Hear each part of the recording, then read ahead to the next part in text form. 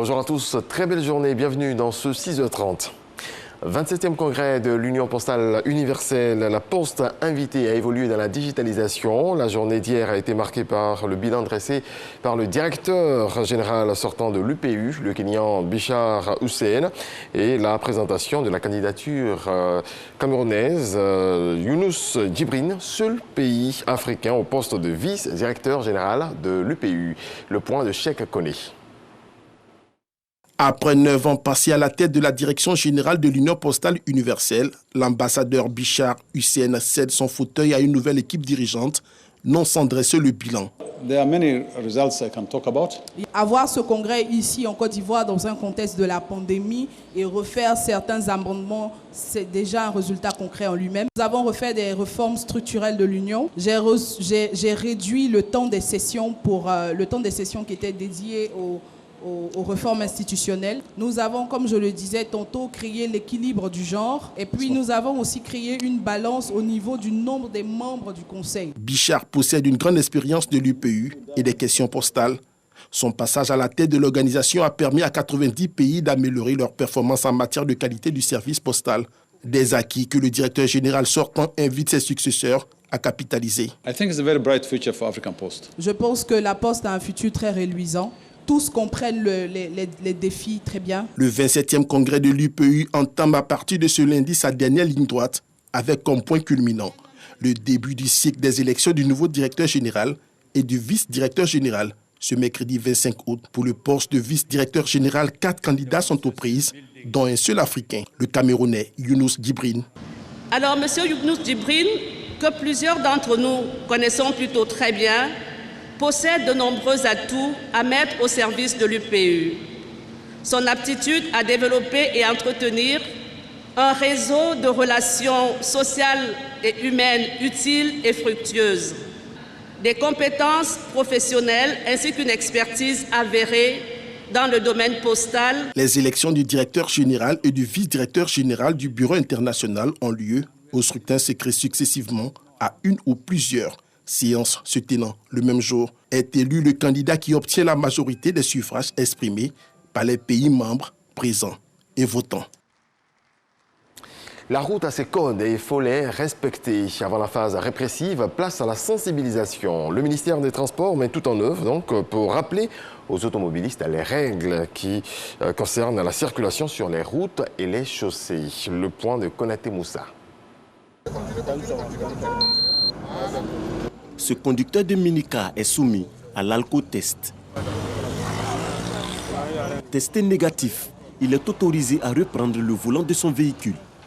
La voie Port-Boué-Grand Bassam est investie ce jour par la police spéciale de la sécurité routière. Nous avons mis déjà des dispositifs en place, que ce soit au niveau de Port-Boué, au niveau de Koumassi et au niveau de Bassam, pour lutter contre l'incivisme sur nos voies.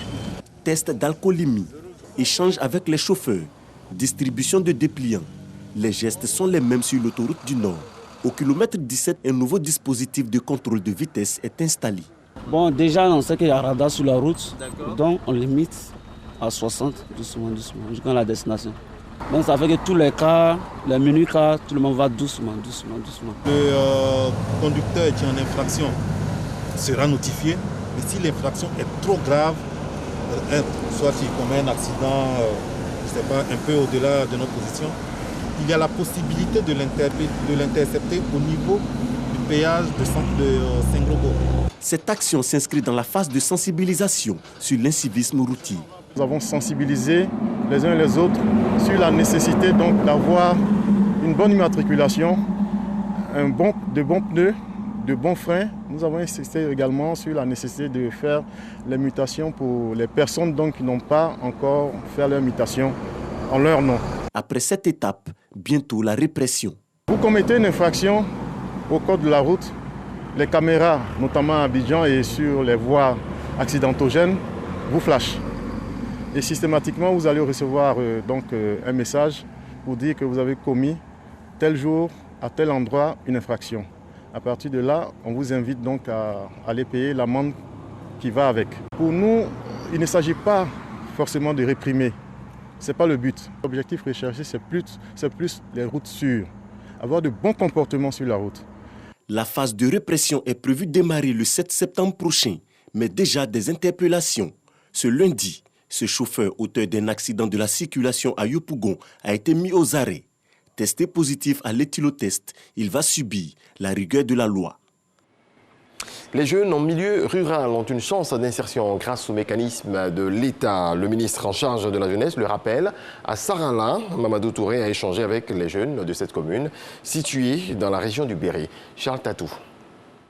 Sarala, commune de plus de 20 000 habitants dans la région du Béret. La jeunesse représente plus de la moitié de cette population. Elle est également au cœur de l'action gouvernementale pour son insertion professionnelle. L'opération Agir pour les jeunes, deuxième version, qui a permis à 48 jeunes de Sarala de bénéficier de 23 731 363 euros. Le fonds d'appui aux acteurs du secteur informel, qui a permis de traiter 120 personnes ici à Sarala pour un montant de 24 700 000 francs CFA. Des actions concrètes en faveur de ces jeunes du monde rural.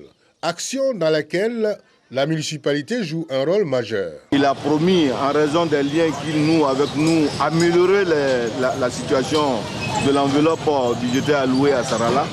Vraiment, nous lui disons merci pour ça. Ils ont lancé encore le AJ2. Je suis partie déposer mes dossiers et j'ai bénéficié de la somme de 500 000 francs pour continuer mes activités.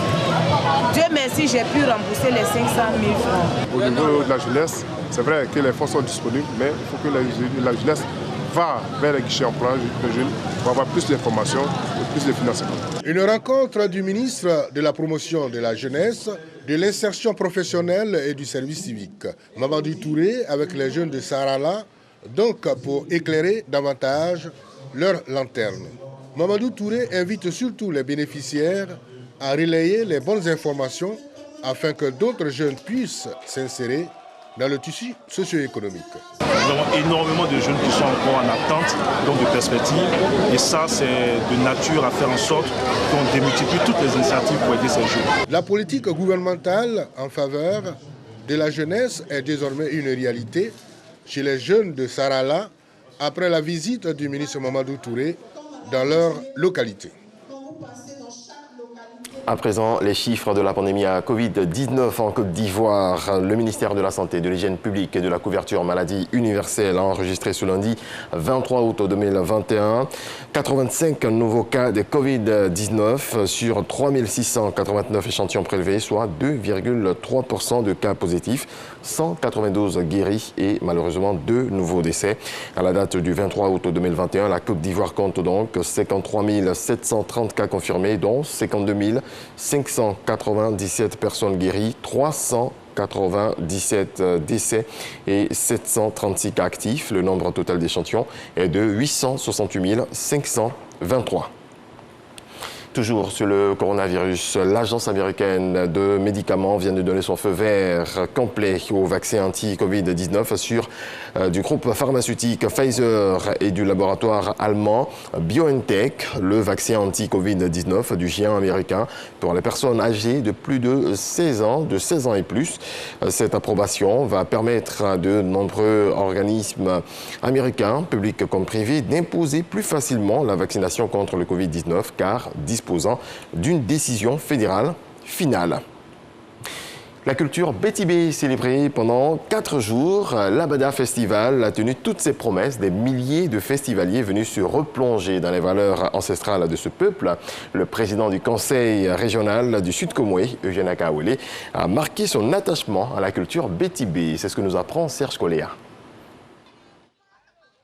Etioboué, siège du royaume Bétibé, sur les rives de la Bia, dans le sud Comoé. Le peuple est en fête. L'Abada, le tambour, vieux de 200 ans, est sorti de la case sacrée pour une procession. Au premier rang, les vierges, symbole de pureté.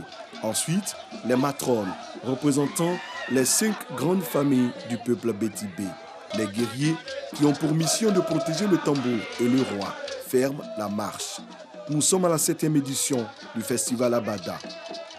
Une célébration tournée vers la promotion du patrimoine culturel du peuple Bétibé. À travers ce festival, nous souhaitons montrer au monde entier la culture Bétibé, le peuple Bétibé, qui est un grand peuple. Voici l'entrée majestueuse d'Abakwa Bangbangi II, roi des Bétibé. C'est l'un des rares moments de communion entre le souverain et son peuple.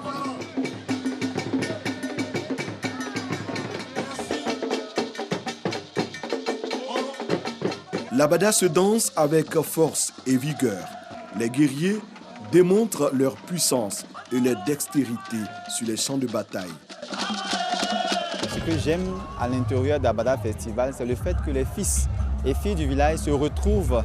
Ça a été une découverte pour moi.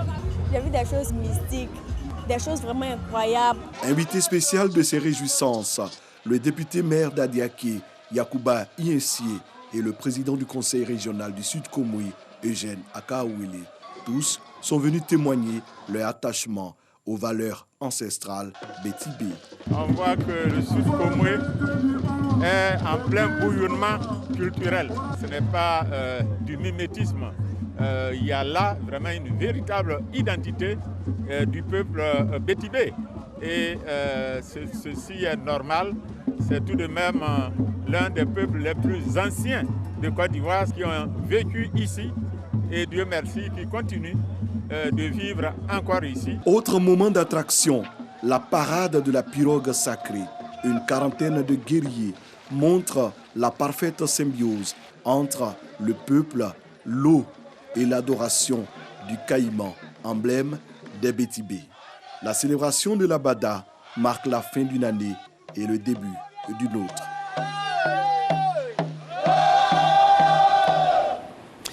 Dans le reste de l'actualité, les États-Unis ont annoncé hier des sanctions contre un haut responsable militaire érythréen, le général Philippos. Il est accusé par Washington d'exactions attribuées aux forces érythréennes dans le conflit au Tigré. Ces dernières sont intervenues dès le début du conflit dans cette province éthiopienne pour soutenir Addis Abeba contre les rebelles du TPLF. Et puis le 30e championnat d'Afrique masculin de basketball, l'Afrobasket, débute aujourd'hui au Rwanda. 16 équipes sont en lice. Il y a 4 ans, lors de la dernière édition, les Tunisiens l'avaient emporté. Ils sont de nouveaux candidats au titre, mais ils ne sont pas les seuls. Le tournoi semble plus ouvert que jamais. La Côte d'Ivoire entre en lice demain face au Kenya. Merci de nous avoir suivis. C'est la fin de ce point de l'actualité. Excellente journée. Paix dans vos foyers.